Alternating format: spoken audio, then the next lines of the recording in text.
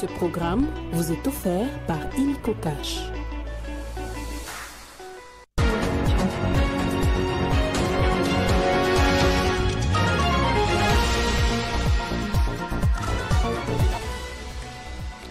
Le gouvernement relance aujourd'hui les états généraux de la justice, 9 ans après les premières assises. En croire le ministre de la Justice, il est urgent de faire un diagnostic sans complaisance des maux qui rongent les secteurs. En société, les usagers du boulevard Lumumba sont butés à un sérieux problème de circulation. Le saut de mouton des Débonhommes est menacé par un trou béant qui est à la base des embouteillages. Présidentielle américaine, Donald Trump signe un incroyable retour pour revenir à la Maison-Blanche. Bienvenue à tous dans cette édition. 4 ans après sa défaite à l'élection présidentielle américaine face à Joe Biden, Donald Trump a de nouveau réussi à gagner cette élection, devenant le 47e président des États-Unis. Cet homme d'affaires adepte de gros coups, un temps considéré comme un simple feu de paille médiatique, a su résister à tous les vents, toutes les polémiques et tous les scandales.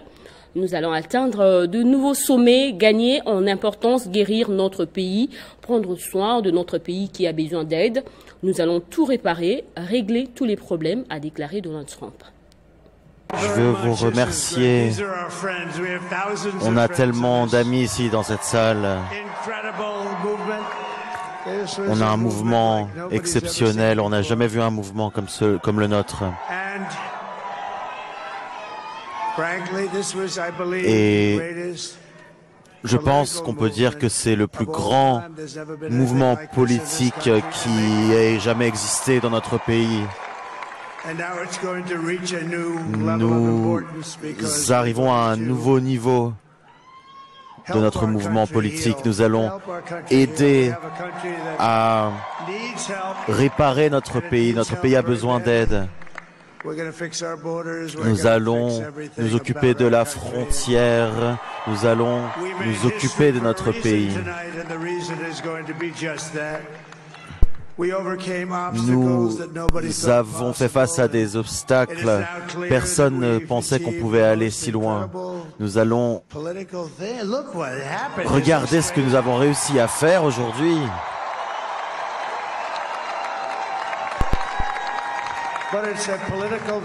C'est une victoire politique. Nous n'avons jamais vu une telle victoire. Je veux remercier le peuple américain pour l'honneur qu'ils m'ont donné d'être élu le 47e et le 45e président. Félix Tshisekedi a adressé ce mercredi ses vives félicitations à Donald Trump après sa victoire à l'élection présidentielle américaine de 2024. Au nom du peuple congolais et en son nom propre, le chef de l'État congolais s'est déclaré prêt à collaborer avec celui qu'il considère comme le prochain président des États-Unis, soulignant l'importance de renforcer le partenariat stratégique entre Washington et Kinshasa dans un contexte de relations bilatérales marquées par la coopération diplomatique et économique. Donald Trump vient d'être élu pour un nouveau mandat et on en parle avec Jean-David Kilolo, rédacteur en chef de la rédaction de Télé 50. Bonjour. Bonjour à vous, madame. Pourquoi on dit c'est un retour historique? Voilà, c'est un retour historique parce qu'il y a 3 aspects, voire même 4 aspects. Le premier aspect, c'est que tous les pronostics ne donnaient pas Donald Trump vainqueur. Et tous les médias, surtout les médias occidentaux, parlaient toujours de la victoire de Kamala Harris. Et ce n'est que vers les dernières heures où on parle de pronostics très serrés. Mais à la grande satisfaction, c'était Donald Trump qui a remporté. Deuxièmement, c'est que Donald Trump a gagné plus de grands électeurs, plus de 277 grands électeurs. Ça n'arrive pas. Et autre chose, c'est qu'il a su aussi s'imposer par des votes populaires. En 2016, les votes populaires, c'était Hillary Clinton qui a su remporter les votes populaires. Mais cette fois-ci, Donald Trump a gagné au niveau des grands électeurs, au niveau aussi des votes populaires, ce qui fait de lui un véritable vainqueur. Il a aussi remporté au niveau du Sénat. On passe aussi de remporter aussi à la Chambre des représentants. Ce qui fait que dans les jours à venir, toutes les accusations portées contre Donald Trump risquent certainement de tomber à l'eau. Parce que Donald Trump a une même mise sur le Sénat, une même mise aussi sur la Chambre des représentants. C'est qu'il aura certainement des mains libres de mener des grandes réformes. Et déjà, on parle des réformes constitutionnelles, on parle aussi des amendements au niveau des institutions, parce que Donald Trump, cette fois-ci, il veut imprimer beaucoup plus sa marque. Mais il fallait quand même beaucoup de temps pour être dessiné. Effectivement, beaucoup de temps, parce que Kamala Harris était déjà bien vendue par l'Occident. L'Occident voulait à tout prix que Kamala Harris puisse certainement remporter. Vous n'avez qu'à voir France 24 et d'autres médias étrangers qui parlaient beaucoup plus de Kamala Harris. Et en plus de cela, si vous suivez certains médias occidentaux qui parlent beaucoup plus que l'Europe est fébrile avec l'avènement de Donald Trump. Parce que pour eux, ils pensaient que Kamala Harris devrait certainement remporter. Et c'était vraiment beaucoup plus très serré, jusqu'à beaucoup plus à la dernière minute où on a vu les résultats qui s'est dessiné très tard. Ici, c'était vers 11h, 12h. Et que peuvent attendre l'Afrique et la République démocratique du Congo à l'issue de cette élection? Pour le moment, l'Afrique n'a rien à attendre des élections, parce que ce sont des élections purement américaines. Il en va de la réputation, il en va aussi des avantages des Américains.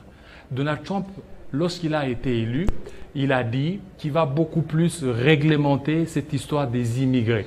Parce qu'il vous souviendra qu'avec Joe Biden, il y avait beaucoup plus d'immigrés qui venaient d'Afrique, qui venaient d'ailleurs, qui cherchaient beaucoup plus de refuge, oui, certainement au niveau des États-Unis d'Amérique. Mais Donald Trump a dit que plus question de ça. Il fait tout pour rendre la grandeur de l'Amérique. Il veut à tout prix que les Américains seuls puissent se retrouver. C'est que une interpellation, c'est aux dirigeants, que les dirigeants africains, les dirigeants congolais fassent tout pour donner ce dont le peuple a besoin, pour que ces peuples-là ne puissent pas migrer vers d'autres cieux pour trouver certainement refuge. Espérons, Jean-David Kilolo, je vous remercie d'avoir répondu à nos questions. Vous êtes le rédacteur en chef de la rédaction de Télé 50. C'est moi qui vous remercie. Et à la Cité de l'Union africaine, le chef de l'État a reçu Adama Dieng, envoyé spécial de l'Union africaine pour la prévention des génocides et des atrocités de masse, en séjour à Kinshasa dans le cadre de sa première mission d'itinérance en RDC. À l'issue de cette audience, Adama Dieng a félicité le président Félix Tshisekedi pour l'élection de la RDC au Conseil des droits de l'homme des Nations Unies pour les 3 prochaines années. Le haut fonctionnaire de l'Union africaine a promis d'accompagner le gouvernement congolais pour les positionnements de la RDC comme pays champion de la protection des populations civiles en danger. Et à ce sujet, le Conseil des droits de l'homme de l'ONU s'est réuni dans le cadre de l'examen périodique universel des situations de droits de l'homme dans le monde, une occasion pour Kinshasa qui fait désormais partie de cette structure après sa récente élection de défendre sa posture tant critiquée par les opposants au pays. Le porte-parole du gouvernement, Patrick Muyaya, a affirmé haut et fort que les libertés sont garanties pour l'opposition. Ces libertés sont aussi garanties pour l'opposition politique dont les droits sont consacrés dans la Constitution et dans diverses lois de la République. C'est à ces titres que l'opposition est bien représentée dans les chambres parlementaires et le président de la République a plusieurs fois repris son engagement à voir le Parlement assurer l'effectivité du rôle de l'opposition conformément aux prescrits de la Constitution.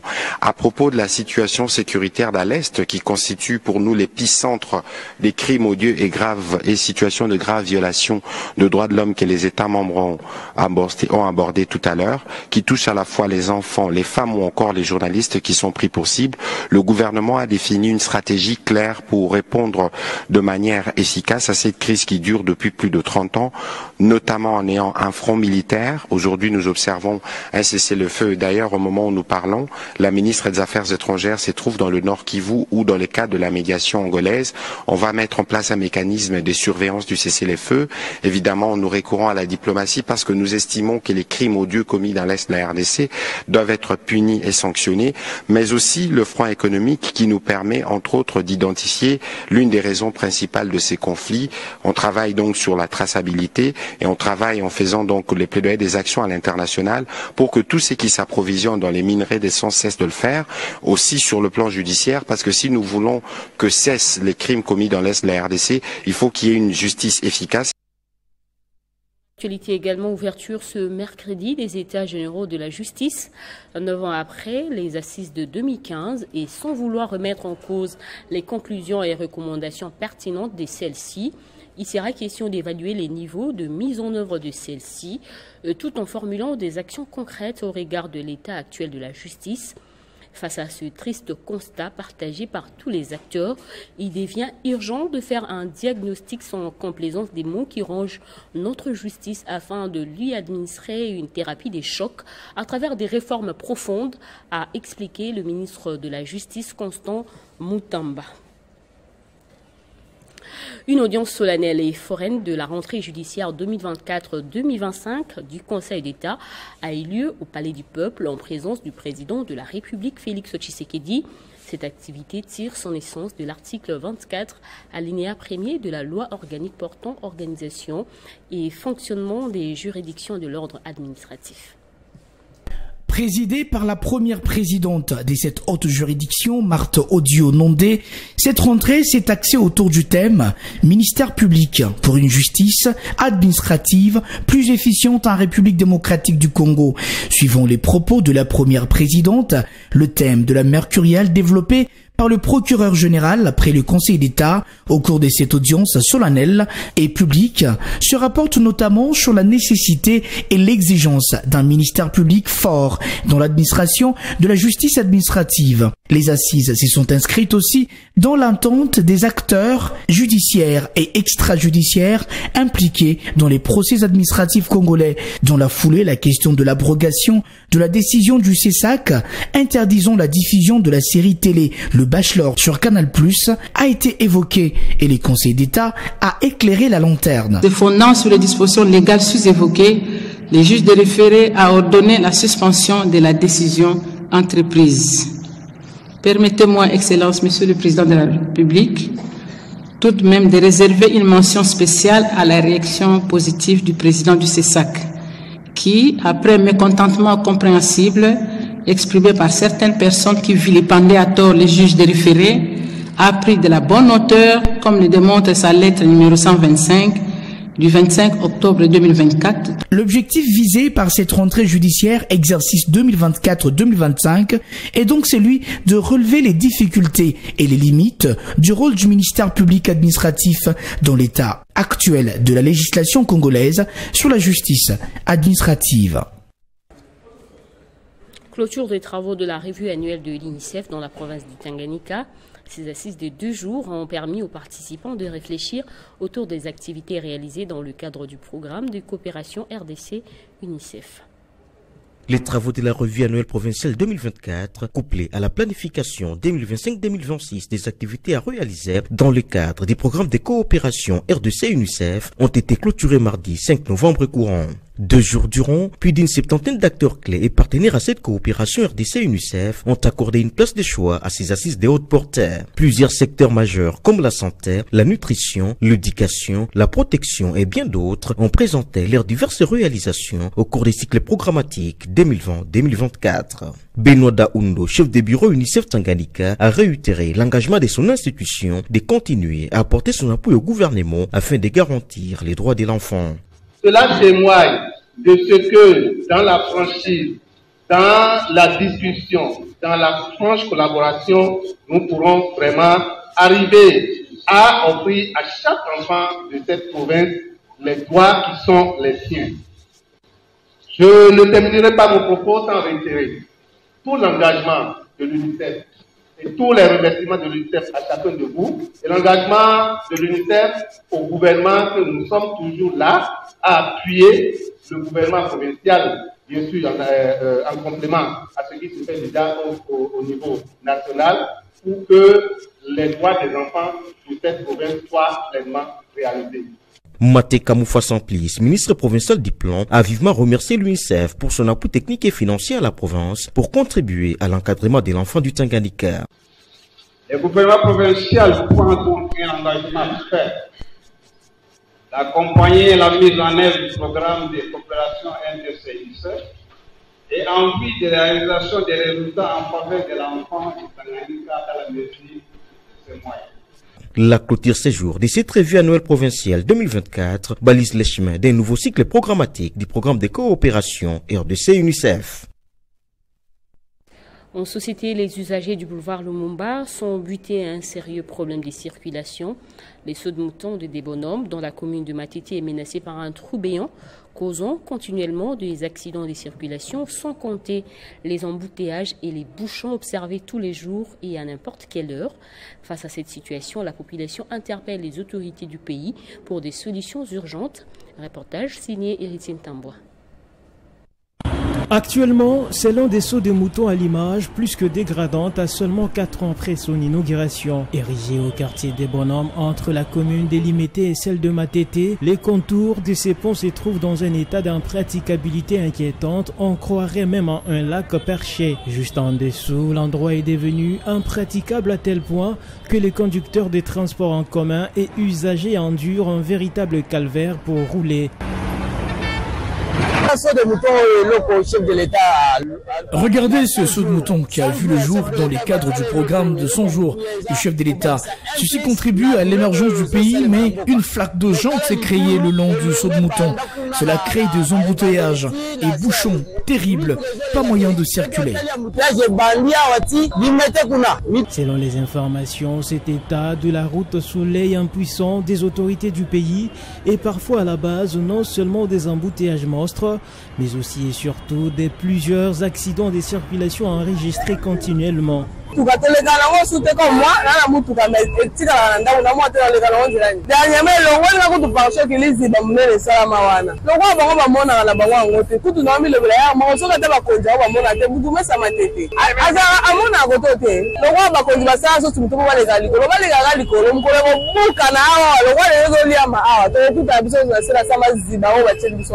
À en croire certains usagers du tronçon, la non-canalisation des eaux et le manque d'entretien des caniveaux se trouvant sur ces lieux sont les principales causes de la dégradation de cette route, la seule voie qui relie le centre-ville à l'aéroport international d'Ndjili.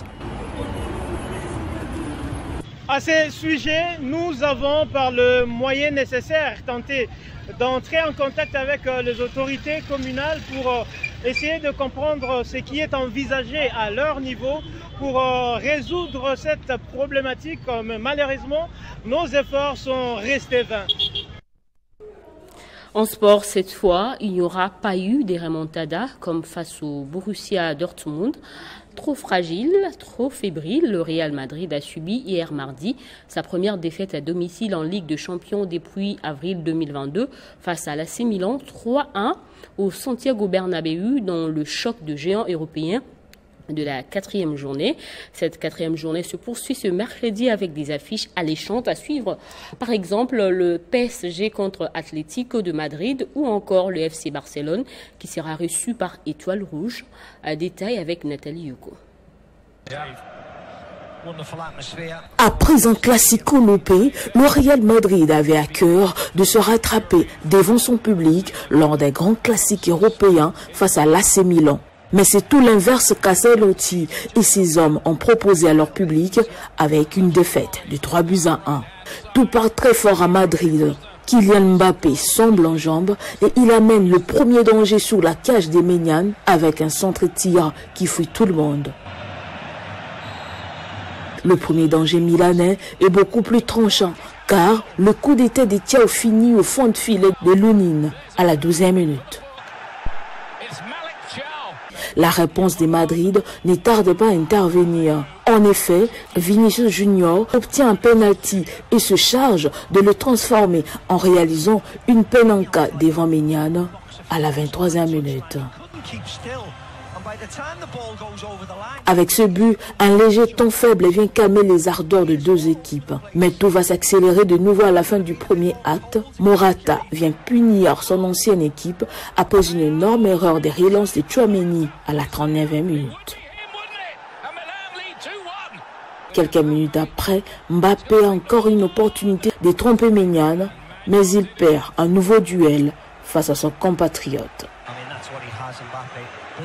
Au retour des vestiaires, alors que l'AC Milan semble redescendre son bloc, ce sont bien les Transalpins qui vont se créer la première grosse occasion du deuxième acte. Lounine doit s'envoler pour repousser la tête des Leao à la 52e.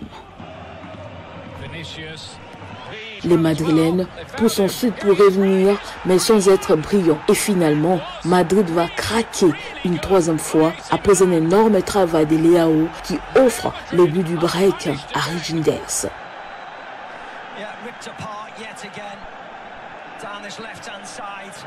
10 minutes plus tard, les Espagnols pensent se relancer sur une sortie hasardeuse des Ménianes, mais une position de hors-jeu annule le but de l'espoir, signé Rudiger. Le Real finira par rendre les armes et devra se relever à Anfield lors de la prochaine journée de la Ligue des Champions, dans une affiche qui sent déjà la poudre.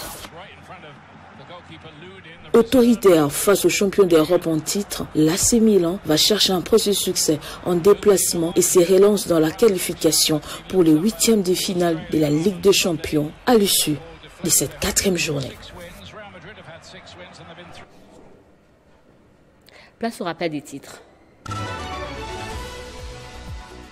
Le gouvernement relance aujourd'hui les états généraux de la justice 9 ans après les premières assises. À en croire le ministre de la Justice, il est urgent de faire un diagnostic sans complaisance des mots qui rongent les secteurs. En société, les usagers du boulevard Lumumba sont butés à un sérieux problème de circulation. Le saut de mouton des Débonhommes est menacé par un trou béant à la base des embouteillages. Présidentielle américaine, Donald Trump signe un incroyable retour pour revenir à la Maison-Blanche. Dans un instant, la revue de presse.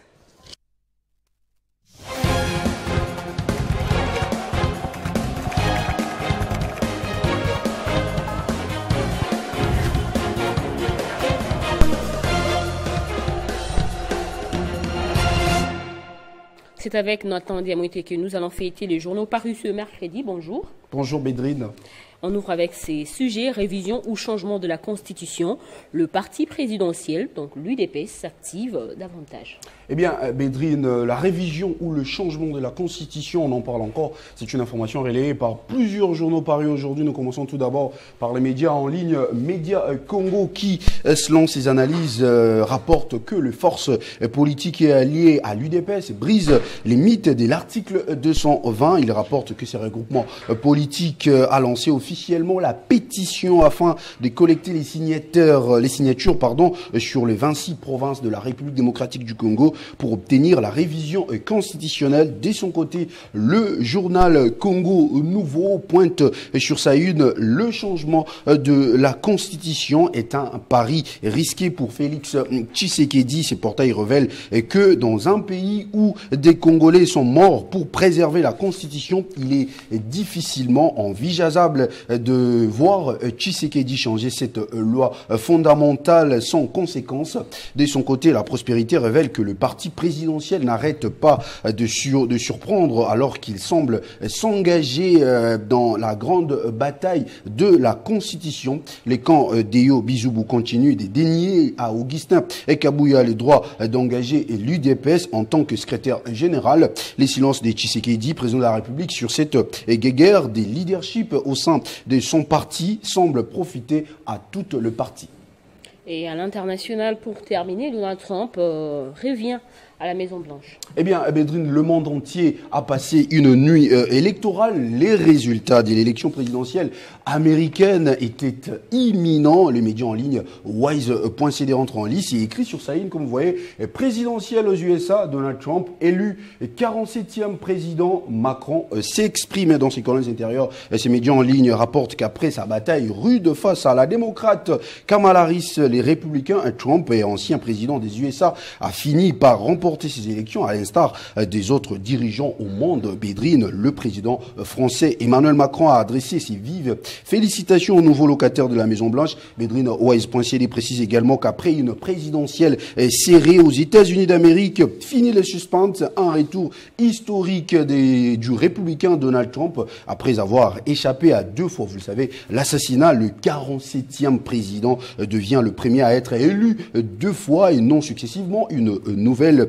histoire s'écrit justement pour les États-Unis d'Amérique. D'un média à un autre, Bédrine, l'internaute met en exergue cette défaite de la vice-présidente américaine et démocrate Kamala Harris, qui, selon ses quotidiens, tombe de haut après l'énorme revanche de Donald Trump, qui avait justement déjà remporté l'élection, dont 3 des 7 swing states, les États américains présentés comme indécis et qui devaient faire basculer les résultats. La Pennsylvanie, la Géorgie et la Caroline du Nord. Il était en tête des résultats partiels dont tous les autres. Un grand chelem, justement, républicain paraît même possible en raflant le 7 États pivot. Merci Nathan pour tous ces détails. C'est moi qui vous remercie, Bédrine. Merci à vous également pour votre fidélité à Télé 50. L'actualité revient dans moins d'1 heure.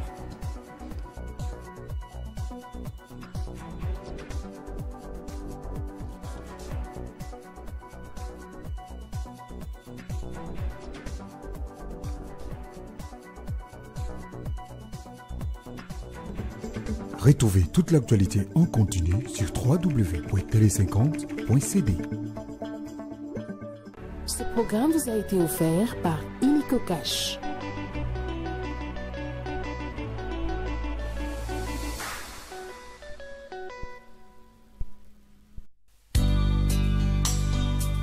Communiqué nécrologique, la famille Moukarantine et les ressortissants du village Moukoko ont la profonde douleur d'annoncer aux amis et connaissances le décès de M. Moundine Andamousoumar Melchiad, directeur retraité à la CNCS, décès survenu le 25 octobre 2024 au centre médical de Kinshasa CMK à la suite d'une longue maladie. Le deuil se tient sur l'avenue Likinda, numéro 8, quartier Kintsuka, commune d'Engaliema. Le programme se présente de la manière suivante. Vendredi 8 novembre 2024, veillée mortuaire dans la salle Atlantis, première rue Funa, 5254, référence Église Cité Bethel de Moïse Millet. Samedi 9 novembre 2024, levée du corps de la morgue du cinquantenaire et exposition. Il s'en sera suivi l'enterrement au cimetière de la nécropole entre ciel et terre de la télé.